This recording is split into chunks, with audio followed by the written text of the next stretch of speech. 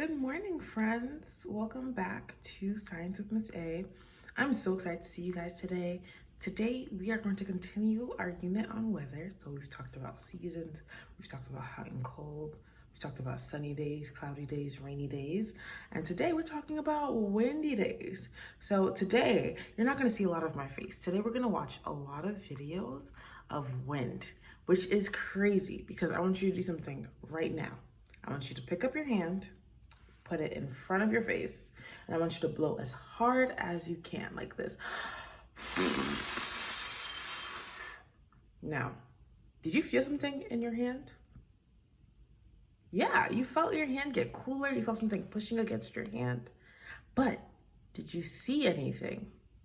No. So that's one of the coolest things about wind.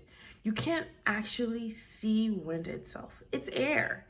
You can't see air. We breathe it all the time, we breathe it out, but we can't really see it unless it's really a cold winter day.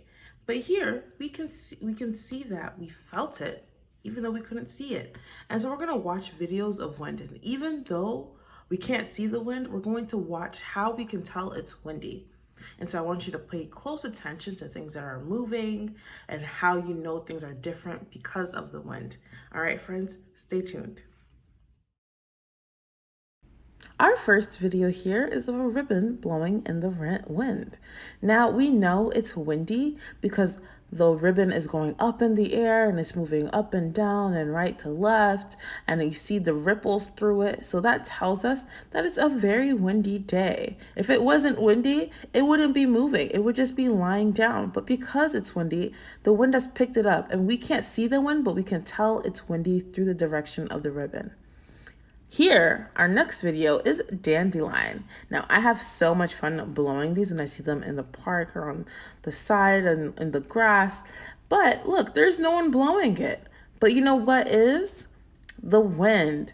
Wind, even though we cannot see it, pushes all the little petals or pieces off the dandelion to float in the air, and we don't have to see it to know that the wind is moving it, because look how it's moving side to side. Remember when you blew your hand and you could feel the pressure against your hand? It's kind of the same thing here. The wind is pushing the dandelion. And then here's our next video. Now pay close attention to this video because you are going to draw something like this for your seesaw assignment. Now we can tell that it's windy because the flag, very similar to the ribbon, is moving in the air. Look at the way it's just dancing in the air, moving side to side and flipping up and down. That tells us that it's windy that day. When it's flat like this, then there's not that much wind.